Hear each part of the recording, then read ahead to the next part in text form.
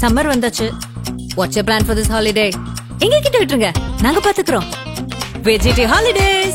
GT Holidays, South India's #1 travel brand. உங்கள் பகுதியில் நடக்கும் அனைத்து நிகழ்வுகளையும் ஆதன் நியூஸ் செயலியில் செய்திகளாக பதிவிட்டு சிட்டிசன் ஜேர்னலிஸ்டாக மாறுங்கள்.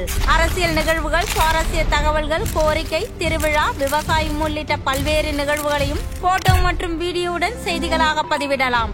இது குறித்த மேலும் தகவலுக்கு ஸ்கிரீனில் தெரியும் இந்த எண்ணில் தொடர்பு கொள்ளவும். அண்ணாமலையை தூக்குனாதான் கூட்டணின்னு ஏதாவது எடப்பாடி சொல்லி இருப்பார் போல தெரியுது. இல்ல அப்படி இல்ல, அப்படி ஏன்னா எடப்பாடி அண்ணாமலையை சமாளிக்க முடியாத ஒரு முதலமைச்சர் அல்ல. நயினாரால் அண்ணாமலை செய்த வேலையை செய்ய முடியும். பிஜேபியை தலைவராக இருந்து கொண்டு திமுகவை வலுவாக எதிர்க்கக்கூடிய அந்த அரசியலை செய்து கொண்டிருந்தார். சரி, அதை செய்ய முடியாது. ஆனா அதிமுகவினுடைய இன்னொரு மந்திரியாக அவர் மாறிடுவார் நயினார். அதாவது அதிமுகவோட இப்ப ரிலேஷன்ஷிப் நல்லா இருக்கும். நல்லா இருக்கும். அண்ணாமலை திமுக எதிர்ப்பு காணாம போயிடும். அமித்ஷாக்கு இன்னொரு பெரிய வேலை இருக்கு. விஜயை இதே போல இந்த கூட்டணியில் கொண்டு வரக்கூடிய வேலை. பாதி திரைமறைவு, பாதி நேரடியா. அதெல்லாம் நடக்குமா? கண்டிப்பா நடக்கும். அமித்ஷா வைத்த மனசு வைத்தால் நடக்காது. இந்தியாவில் எதுவுமே இல்லை. எங்கேயோ இருந்த எடப்பாடி முதலமைச்சராக முடிந்தது.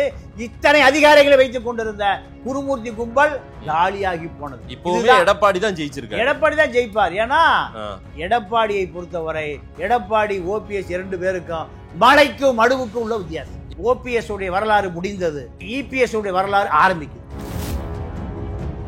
எடப்பாடி எப்ப வர்றாரு அதெல்லாம் மாத்திட்டே. நீ சொன்ன மாதிரி பேனர்லாம் மாத்தியாச்சு, அண்ணாமலையும் மாத்தியாச்சு. எதை சொல்லு அதெல்லாம் செய்யறோம். நீ கிளம்பி வாயா, நீ எதை சொன்னாலும் சரி. எப்படி சிரிப்பு ஆள் கம்பீரத்தை பாத்தீங்களா? எடப்பாடி ரசிகர் மன்ற தலைவர் இல்ல, கம்பீரமா உட்கார்ந்து இதுதான் பச்சை தமிழ. இப்போ அடுத்து என்ன தொடரும்னா, நயினார் நாகேந்திரனை எடப்பாடி கட்டுக்குள்ள கொண்டு வந்துருவாரு. கண்டிப்பா கொண்டு வந்துருவாரு. இதெல்லாம் இனி பிஜேபியே எடப்பாடி கண்ட்ரோலுக்கு வந்து எடப்பாடியினுடைய டெல்லி பிரிவா பிஜேபி வந்துடும். பொன்முடி என்ற தெய்வ சிகாமணி. ஆமா, என்ன திமுகவுக்கு மகளிர் மத்தியில ஒரு மிகப்பெரிய பின்னடைவை ஏற்படுத்தியிருக்கு. சைவம் என்றால் படுத்துக் கொள்வது, வைணவம் என்றால் நிற்பது, விளைவாதீனம் போகிற போது இதான் விளக்கம். ஒரு மூத்த அமைச்சர், ஒரு பகுத்தறிவாளர் கழகம், ஒரு பேராசிரியர் இதாயா ஆய்வு செய்வான்? திமுக மீது உள்ள அதிருப்தி பூரா பிஜேபியை தாண்டி எடப்பாடி முதலமைச்சர் வேட்பாளராக பார்க்க ஆரம்பிச்சு. இப்ப முதலமைச்சர் கம்பீரமா உட்கார்ந்து இருக்காரு. 26 மாற்று கருத்தை எழுதி வச்சுட்டு நீங்க 2024 போட்டு பாருங்க, உண்மை அப்படியே நடக்கும். ஆதன் தமிழர்களுக்கு வணக்கம். பல்வேறு துறைகளில் ஆக சிறந்த ஆளுமைகளை சந்தித்து நாம் நேர்காணல் எடுத்து வருகிறோம். அந்த வகையில் மீண்டும் நம்மோடு இணைந்திருக்கிறார் மூத்த பத்திரிகையாளர் தமிழா பாண்டியன் அவர்கள். அவரிடம் கேட்பதற்கு நிறைய இருக்குன்னு வாருங்கள், அவரிடமே கேட்போம். வணக்கம் பாண்டியன் சார். வணக்கம். எப்படி இருக்கீங்க? நல்லா இருக்கேன். அமித்ஷா வருகை வந்த வேலை முடிஞ்சிருச்சு போல தெரியுது சார். அதிமுக பாஜக கூட்டணி உறுதியாயிருக்கு. அண்ணாமலை மாற்றத்துக்கு பிறகாக நயினார் நாகேந்திரன் தலைவர் பதவி ஒருமனதா தேர்ந்தெடுப்பு, நாளைக்கு அதிகாரப்பூர்வ அறிவிப்பு, இதெல்லாம் கன்ஃபார்ம் ஆகி அமித்ஷா ட்விட்டர் பதிவு போட்டதுக்கு பிறகுதான் எடப்பாடியே ஹோட்டலுக்கு போறாரு. ஸோ எடப்பாடி அண்ணாமலை நீக்கம் வேணும்னு கேட்டிருப்பார் போல தெரியுது. இதை முதல்ல நம்ம பேசுவோம். அப்படி ஏதேனும் இருந்து இல்லை அண்ணாமலை நீக்கம் என்பது எடப்பாடியுடைய கோரிக்கைகளிலே இல்லை. அண்ணாமலை பிஜேபி அதிமுக இணைப்புக்கு அண்ணாமலை காரணம் அல்ல. அண்ணாமலை அரசியலில் இல்லாத பொழுதே ஜெயலலிதா மறைவுக்கு பிறகு பிஜேபியினுடைய தயவோடு முன்னாள் உச்ச நீதிமன்ற தலைமை நீதிபதி சதாசிவத்தின் தயவோடு அதிமுக ஆட்சியை நிலைபெற வைத்தவர் எடப்பாடி. ஓகே, இது அண்ணாமலை ரோலே இல்லை, அண்ணாமலை ஆளே இல்லை. அப்போ எடப்பாடியை பொறுத்தவரை டெல்லி அரசியலில் கைதேர்ந்தவராக அவருக்கு முன்னாள் உச்ச நீதிமன்ற நீதிபதி சதாசிவம் அவர்கள் டெல்லியை அவருக்கு இருக்கக்கூடிய ஒரு 20 ஆண்டு அனுபவத்தை எடப்பாடிக்கு கற்றுக் கொடுத்தார். அதான் டெல்லி லாபியை ஃபுல்லா முன்னாள் உச்சநீதிமன்ற நீதிபதி ஐயா சதாசிவம் முன்ன கேரளா ஆளுநரா இருந்தாரு. ஆமா, அவர்தான் எல்லாமே டீல் பண்றாரு. இப்போவும் டீல் பண்றாரு. ஆமா, அமித்ஷாவை காப்பாற்றியவர் அவர்தான். ஓகே. ஆமா, சிதம்பரம் ஒரு ட்வீட் சொன்னாரு, நான் இருந்த காலத்தில், உள்துறை அமைச்சராக இருந்த காலத்தில் அமித்ஷாவினுடைய அரசியல் வாழ்க்கையை முடித்திருக்க முடியும், நான் தவறிவிட்டேன், இப்போ அனுபவிக்கிறேங்கிறார். அவர் செவரை எட்டி குச்சி ஓடினார். யாரு? ப. சிதம்பரம். அப்போ எடப்பாடியை பொறுத்தவரை எடப்பாடிக்கு அனைத்தும் சதாசிவம் தான். அதனால அண்ணாமலை அவருக்கு ஒரு பொருட்டே அல்ல. ஆனா மாற்றம் நிகழ்ந்திருக்குது நயினார் நாகேந்திரன். ஆமா ஆமா, ஏன்னா பிஜேபி தலைமை RSS தலைமை இரண்டும் அகில உலக அரசியலை செய்யக்கூடியவர்கள். சரி, அகில உலக அரசியலை செய்யக்கூடியவர்கள். 195 நாடுகளில் இந்திய தூதரகத்தை விட பெரிய அலுவலகம் அமைத்து வைத்திருப்பவர்கள் RSS. அப்படியா? ஆமா. அப்போ அண்ணாமலையை கொடுத்த வேலையை செய்யல. கொடுத்த வேலையை செய்தது முதல் வேலை எடப்பாடியை பிஜேபி கட்டுக்குள் வைத்திருக்க வேண்டும் என்பதுதான் அவர் கொடுத்த முதல் வேலையே. சரி, அதை அண்ணாமலை செய்யல. அண்ணாமலை காலாவதியான மருந்துகளான சசிகலாவையும் ஓபிசியும் டிடிவியும் என்ன காலாவதி மருந்து, ஆமா, செங்கோட்டையனையும் உருவாக்குவதிலே தன்னுடைய கவனத்தை செலுத்தி தன்னுடைய உழைப்பை சிதற விட்டு விட்டார். அதனாலதான் இப்போ அண்ணாமலை இங்க உண்ணாமலையா போயிட்டார். இல்ல, அவருக்கு டெல்லியில தேசிய பணிக்காக அகில உலக பதவியே கொடுக்கட்டும், ஆனால் உனக்கு எது அடையாளம்? தமிழக பாஜக அதுதான் அடையாளம். என்னதான் இருந்தாலும் நீங்களே பலமுறை பாராட்டிருக்கீங்க. அது உண்மைதான். இப்போ நான் அதை வாபஸ் வாங்கல. திமுகவுக்கு எதிராக நீங்க அதிரடி அரசியல் ஆட்டக்காரர் அண்ணாமலை. ஆனால் நீ எதை பேசிக்கா வச்சிருக்கணும்? எடப்பாடியை உன்னுடைய கட்டுக்குள் வைத்திருக்க தவறி விட்டு நீ யாரோட போய் யாரு கூட கட்டுப்பாட்டில் இருந்த? ஓபிஎஸ். இதுதான் நீங்க அண்ணாமலை நீக்கத்துக்கான அடிப்படை காரணம். அதுதான். யார் எது வேணா சொல்லிட்டு போட்டோம், நான் ஒத்துக்க மாட்டேன். ஏன்னா ஒவ்வொரு தகவலும் ஒரு நாளைக்கு தினம் தினம் நடக்கிற தகவல் அமித்ஷா மேசைக்கு போகுது, மோடி மேசைக்கு போகுது, நாக்பூர் மேசைக்கு போகுது. இந்தியா முழுக்க எங்க நடந்தாலும் சரி, இதெல்லாம் தினத்தந்தி கன்னித்தீவு சிந்து பார்த்த அரசியல் அல்ல. அப்போ இத பொறுத்து பார்த்த நாக்பூர் கேசவ விநாயகம் போன்றவர்கள் எல்லாம், அங்க ஒரு கேசவ விநாயகம் இருக்காரு, இங்கேயும் கேசவ விநாயகம், அங்கேயும் கேசவ விநாயகம். அவர்தான் RSS அமைப்பாளர்கள். அவர்கள் கட்டுப்பாடு தான் பிஜேபியே இயங்கணும். சரியா? அப்போ இவர்கள் திமுகவை பலவீனப்படுத்துவதுதான் அண்ணாமலைக்கு கொடுத்த அசைன்மெண்ட். ஆனா அதை செய்யாம திமுகவுக்கு சிம்மசொப்பனமா இருந்தாருன்னு தானே சொல்றீங்க. இருந்தார். ரிசல்ட் என்ன? எடப்பாடி காலியானதான் மிச்சம். எடப்பாடி காலியானதான் மிச்சம். எடப்பாடி அதிமுக விட்டு தப்பி ஓடுவதற்கு காரணமே அண்ணாமலை தான். ஓகே. அப்போ திமுகவை எதிர்ப்பதன் மூலம் அதிமுகவை தன்னுடைய கட்டுப்பாட்டுக்குள் வைத்திருக்க தவறியதனுடைய விளைவுதான் அண்ணாமலை இப்போ ஆதரவற்ற நிலையை போவதற்கு காரணம். சரி, நயினார் பண்ணிடுவாரானா? நயினாரால் அண்ணாமலை செய்த வேலையை செய்ய முடியாது. பிஜேபியை தலைவராக இருந்து கொண்டு திமுகவை வலுவாக எதிர்க்கக்கூடிய அந்த அரசியலை செய்து கொண்டிருந்தார். சரி, அதை செய்ய முடியாது. ஆனா அதிமுகவினுடைய இன்னொரு மந்திரியாக அவர் மாறிடுவார் நயினார். ஏன்னா அதாவது அதிமுகவோட இப்ப ரிலேஷன்ஷிப் நல்லா இருக்கும். நல்லா இருக்கும். திமுக எதிர்ப்பு காணாம போயிரு. என்ன இப்படி சொல்றீங்க? ஆனா அமித்ஷாவுடைய திட்டம் திமுகவை வீழ்த்தணும். இப்ப பிரஸ் மீட் நடந்துன்னு பேசிட்டு இருக்கும்போதே நம்ம பேட்டியில போயிட்டு இருக்கோம். வரிக்கு வரி திமுகவை வீழ்த்தணும், திமுகவின் ஊழலை அம்பலப்படுத்தணும், திமுகவின் அத்தனை ஊழல்களையும் பட்டியல் போட்டு சொல்றாரு அமித்ஷா. அமித்ஷா சொல்றாரு. நயினார் நாகேந்திரன் சொல்ல மாட்டாரு. நயினார் நாகேந்திரன் சொல்ல மாட்டாரு. என்ன காம்ப்ரமைஸ் ஆயிடுவாரு. ஆனா அண்ணாமலை காம்ப்ரமைஸ் ஆனாரு. நேரு கிட்ட புட்டி வாங்கினாரு, மூர்த்தி கிட்ட புட்டி வாங்கினாரு. வாங்கினாலும் எதிர்த்து அடித்தார். அது அவருடைய ஸ்பெஷாலிட்டி, அவருடைய ஸ்பெஷாலிட்டி. ஆனா செய்ய வேண்டிய வேலை என்ன? அதிமுக மீது இருந்து கொண்டு திமுகவை எதிர்த்திருக்கணும். திமுகவை எதிர்த்ததை போல் நடித்தாரை தவிர, மக்களை ஏமாற்றினாரை தவிர, நீங்க திமுகவை முழுமையா ஒன்னும் எதிர்க்கல. ஆனா அதிமுகவை கட்டுக்குள் வைத்திருந்து அதிமுக எடப்பாடியும் பிஜேபி ஒன்றாக இருந்தால் பிஜேபி வளர்ந்துருக்கோம், அதிமுக தோத்து போயிருக்காரு 2024 சொல்றீங்க. 24 சரி, 24ல விட்டதை 26ல பிடிக்கணும்னு நினைக்கிறாரு அமித்ஷா. இப்ப அதுவும் அதிமுக தலைமையிலான கூட்டணினே சொல்லிட்டாங்க. என்டிஏ கூட்டணி ஆட்சின்னு சொன்னாரு டெல்லியில உட்கார்ந்து. இல்லங்க, எடப்பாடி தலைமையிலான கூட்டணி ஆட்சி தானே அப்படின்ட்டாரு. முதல்ல எடப்பாடி போக மாட்டேன்ட்டாரு. எப்ப போனாரு? அந்த டைட்டில்லாம் ஸ்கிரீனுக்கு பின்னாடி போன பிறகுதான் போனாரு. அந்த என்டிஏ அலைன்ஸ் எல்லாம் கிடையாது. அதிமுக தலைமை கூட்டணி. ஏன்னா தமிழ்நாட்டு அடையாள அதிமுக தான். ஓகே, திமுக தான்.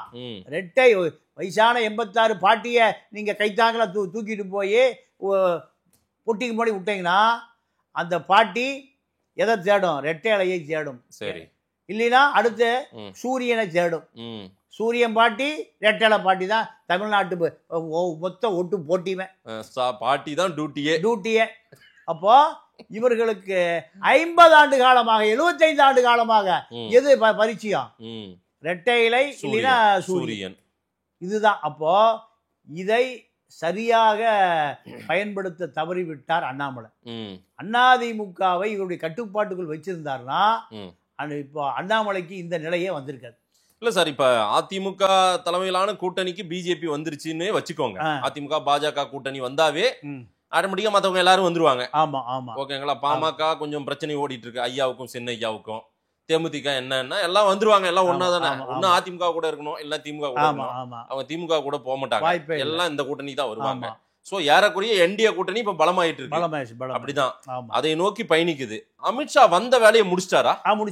முடிச்சிட்டாரு. இப்ப காலையில ஒரு 6 சேர் 7 சேர் போட்டாரு. அதெல்லாம் ஐயா ஃபில் பண்ணல. அவங்க எல்லாம் எல்லாரையும் கூப்பிட்டு இருந்தா இப்ப எடப்பாடியே வந்துட்டாங்க. அவங்க எல்லாம் இன்னும் வரலையே.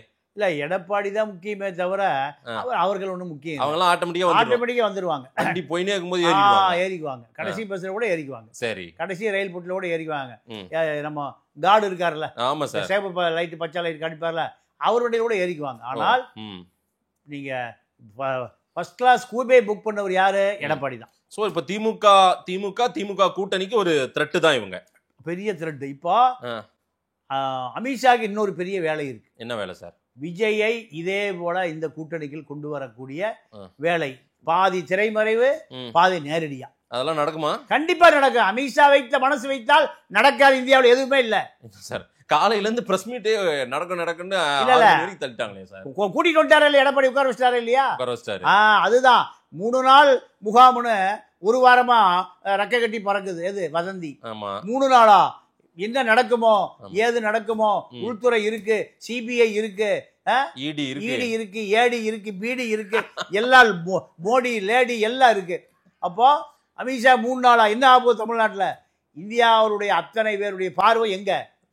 தமிழ்நாடு நோக்கி. இப்போ 12 மணி பிரஸ் மீட்டு, 2 மணியா போய் கடைசியில் 4 மணியா போய் கம்பீரமா எடப்பாடி சிரிச்சிட்டு இருக்காரு. இதுக்காக 1.5 ஆண்டு காலம் காத்திருந்தது பிஜேபி. எடப்பாடிக்கு அருகில் அமர வைப்பதற்காக மோடிக்கு பக்கத்துல உட்கார்ந்து இருந்தாரு. எப்போ? அந்த என்டிஏ கூட்டணியில. குருமூர்த்தி நேற்றுக்கு ஒரு பேட்டியில, இன்னைக்கு அமித்ஷா 1.5 மணி நேரம் பேசிருக்காரு. குருமூர்த்தி நேற்றுக்கு ஒரு ஆங்கில தொலைக்காட்சி கொடுத்த பேட்டியில சொல்றாரு, எடப்பாடி தன்னை ஜெயலலிதாவை நினைச்சுக்கிறாருங்க. அந்த அளவுக்கு எல்லாம் பலமா இல்ல, பிஜேபி அந்த அளவுக்கு இறங்கி வரக்கூடாது அப்படின்னாரு. அப்போ அமித்ஷா கிட்ட அதான் சொல்லி அனுப்பிச்சிருப்பாரா? அமித்ஷாவிடம் அதான் சொல்லி அனுப்பிச்சிருப்பாரு. ஆனா மோடியும் அமித்ஷாவும் குருமூர்த்தியை பைசா கூட மதிக்கிறது இல்ல. 1.5 மணி நேரம் பேசியிருக்காங்க.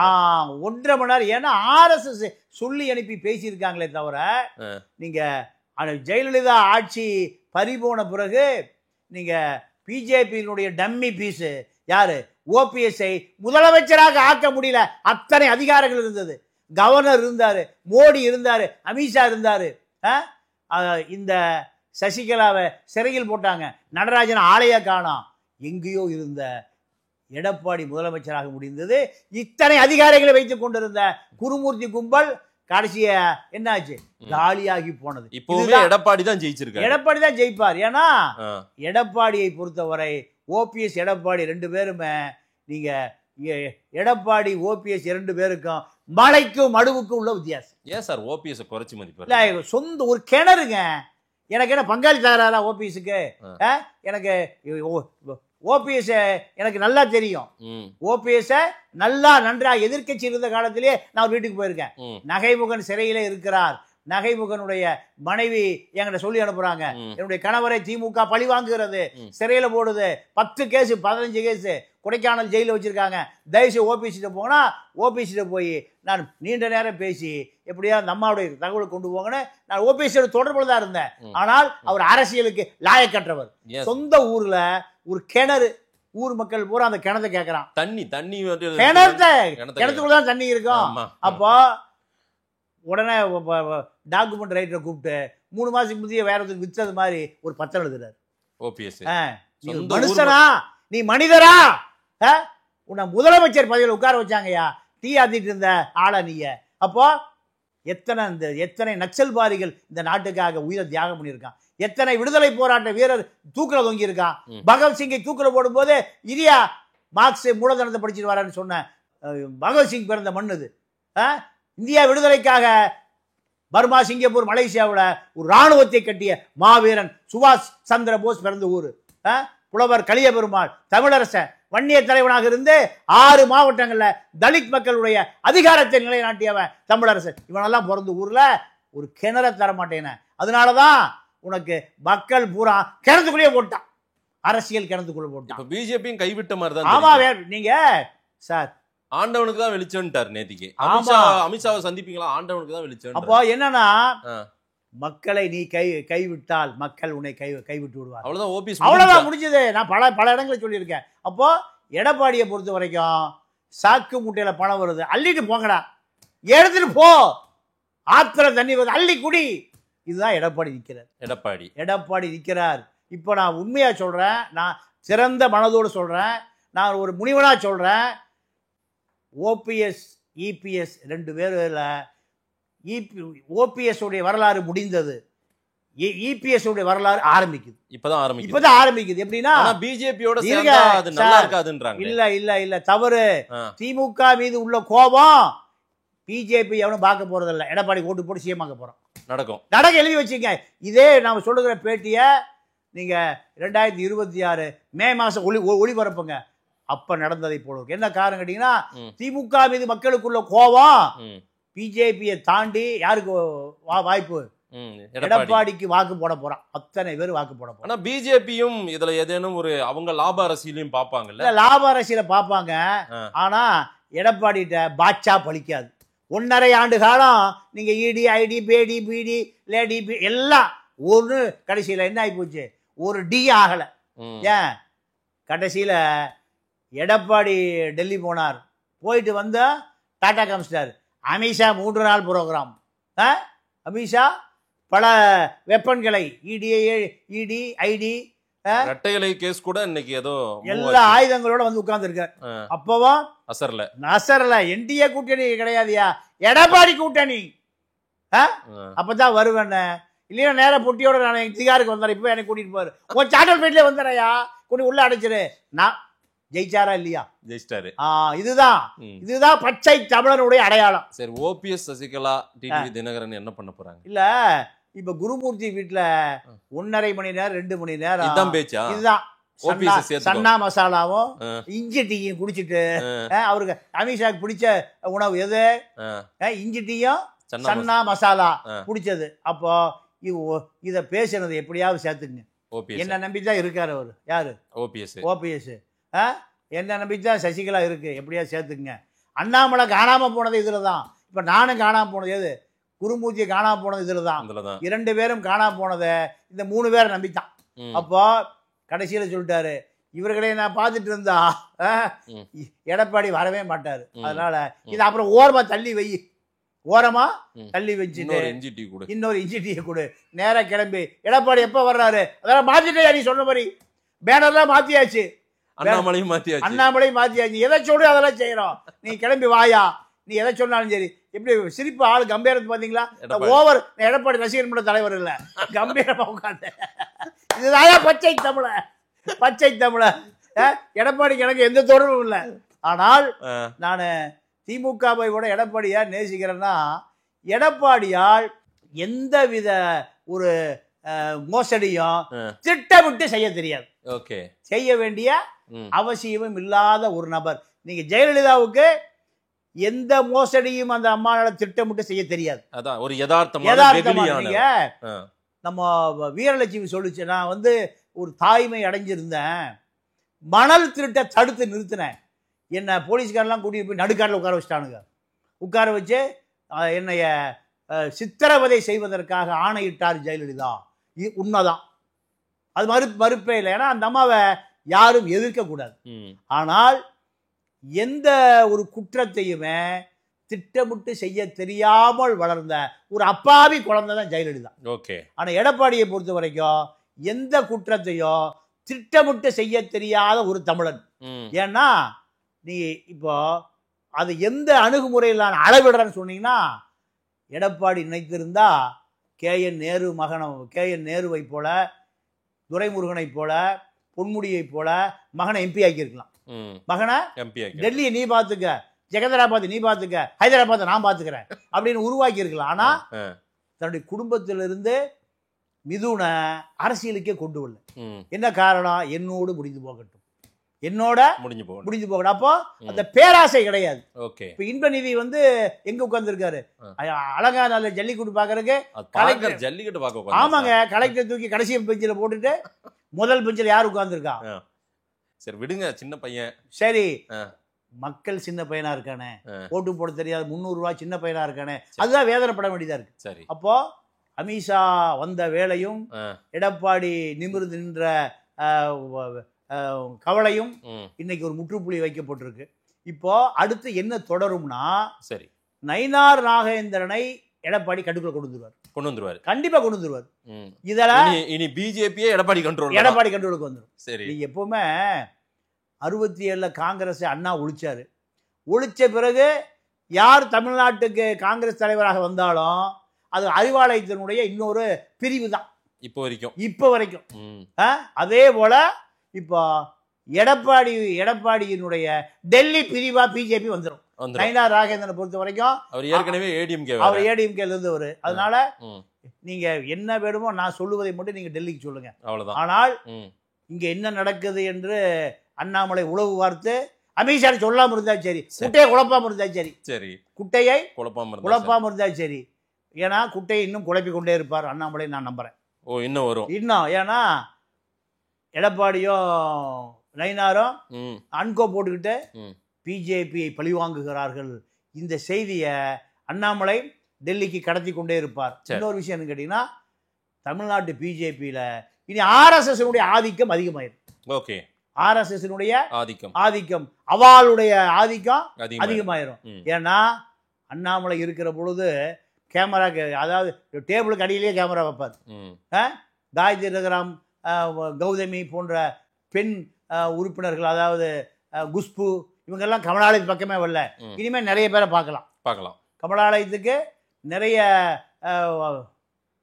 பொன்னார் வருவார், வானதி வரும். கேமராவே இருக்காது, ஒயரே இருக்காது.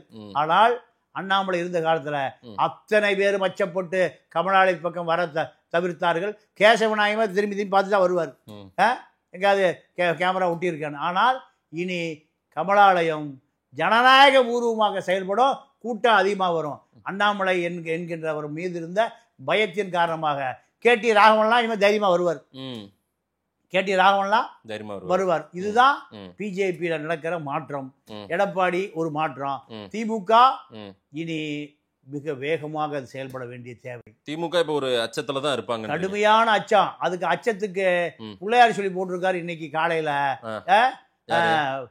பொன்முடி என்ற தெய்வ சிகாமணி.